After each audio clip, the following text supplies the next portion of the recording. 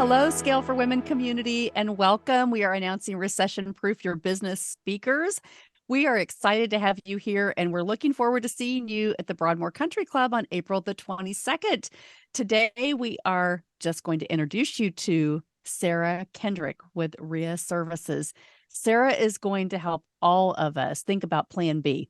So if you haven't thought about Plan B, what happens when you're not able to run your business, literally run your business? If anything happens to you, she's going to help you prepare for what you need to know. So Sarah, thanks for joining us. Yeah, thank you. It's lovely to be with you today. It's awesome. You know, when people think about Plan B, they don't. They don't think. They It's don't true. plan. They don't really think of the impact that this has. And especially as small business owners, women business owners that either have a brick and mortar or that they're starting something online or they have developed their online business through COVID and it's really successful. What happens if, right? And when Right. you start talking about this, what are some of the things that you realize are, I know you can't give away all your secrets, but some of the top things that really, make people realize the value of this? Well, unfortunately, it's usually that something has happened either within their own family or to someone that they know. And it's usually that's what makes people realize, oh, that's right. I think in part it's because we get so busy just living life, right? There's things as business owners we have to figure out. There's new things we have to figure out every day. Sometimes it feels like, and when you're so deep in the weeds of just doing the thing that comes up in front of you, well, yeah, of course you don't have a plan B because you're barely making plan A happen, right? And so I think that most people just don't think about it because they don't have the time and space to until something happens. And then at that point, sometimes it's too late. So it's how can we do some of this now so that, when something does go awry, we've got a backup plan. We put so much time, energy, and effort into what we do, what we love. It's our baby, right? All of our Mhm. businesses. And so it's protecting that investment of time, energy, resources, and family legacy. Yeah. Sometimes, Shelley talks about this all the time in our Scale for Women community. If you haven't made a plan about how you're going to exit your business Mhm. before you start it, probably not the best idea. So the Right. strategies that we try to teach people are preparation, right? And really being secure in that. And so, help us understand, why did you start your business? Well, you know how I said that usually people don't think about it until something happens? That's part of my story. And so I actually started this work in 2020. I had left a career. I didn't know what I was going to be doing next. And my own family that year, we had some tragic losses. We lost both of my grandmothers within about 6 months of each other. And my parents were entirely overwhelmed, as to be expected, right? They were both the executors for my grandmother's estates. And there's just so much to manage, and so part of what I started the work to do was to actually come alongside families and help them do some of that work. So I called the cable company, I called the cell phone to cancel the services, and did some of that work for my own family and realized that in fact other families could also probably use help with that. But something else I noticed in doing this process, as I was chasing down a 40-year-old life insurance plan that may or may not have existed, was that just very often people don't have the information available when they need it. So the person who holds that information, when they're not there, nobody else knows what to do because, well, we didn't hold the information. And so I started doing the work of helping families gather their information together. And so I've been doing that for the past couple of years. And then last September, so I'll share more about this at our event too. But it's funny to me how, how I said that everything keeps changing. Well, my business also just keeps changing because things keep happening, and that's just what we do, right? So last September, I had a medical emergency. And ended up being pretty much out of commission for a couple of months. And I was not prepared for that in my own business because, of course, I wasn't. I was just trying to manage the day to day pieces. And so it really brought to the forefront what kind of preparation needs to be done for my business too.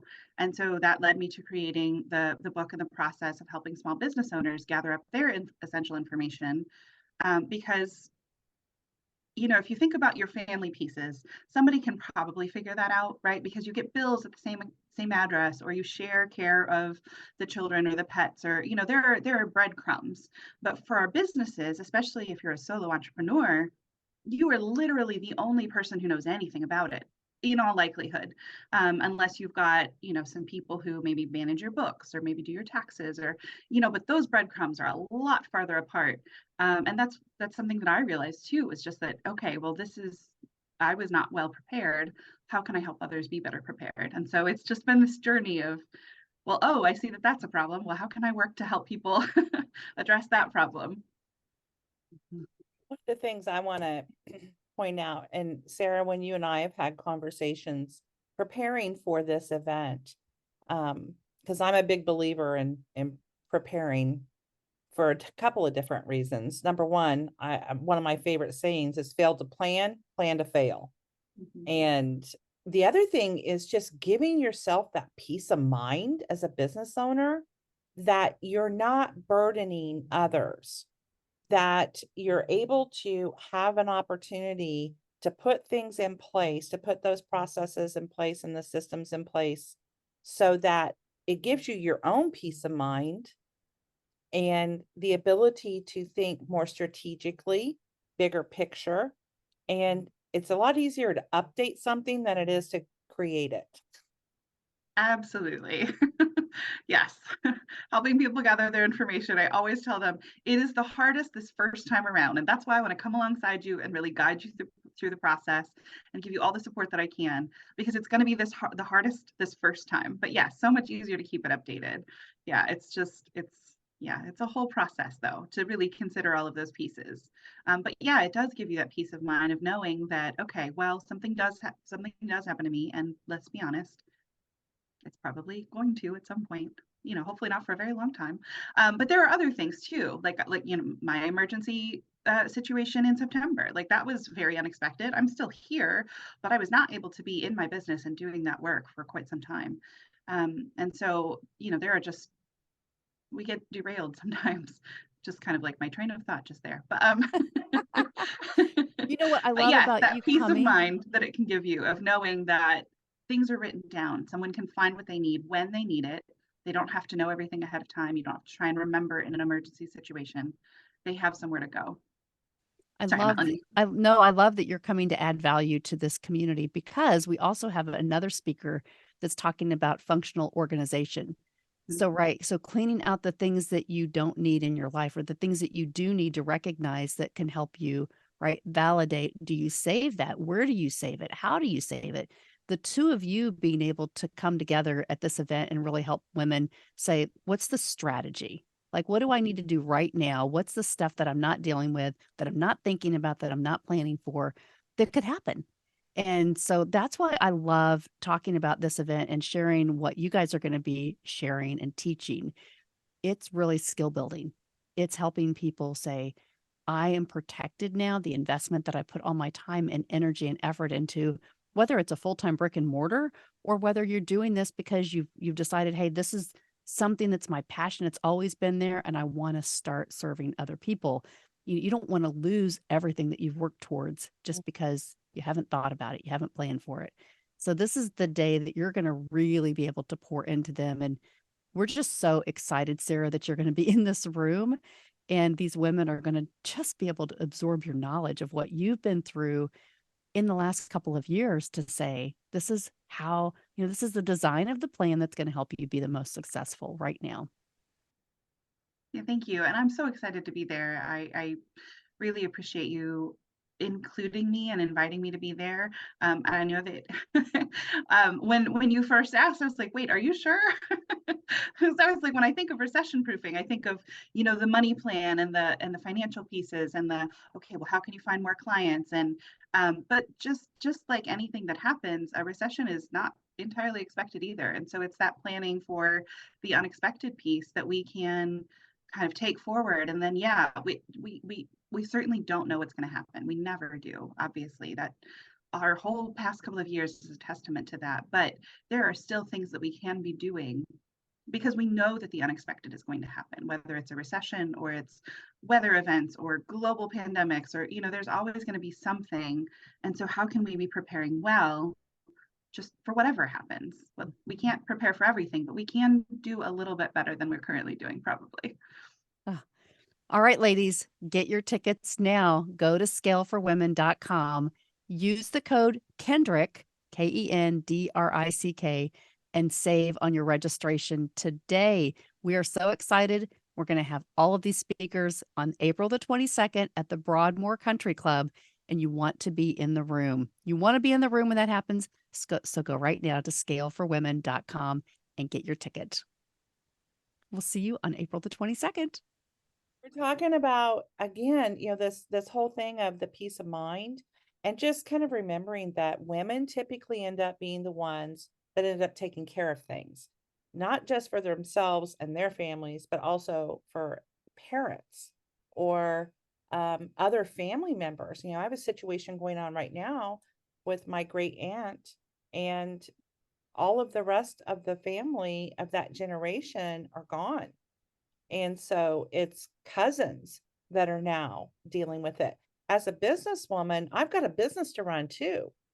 So having my parents have their information together is peace of mind for me, knowing that it won't require as much of my time and my heart of having to go through things in a difficult time, and just having things ready.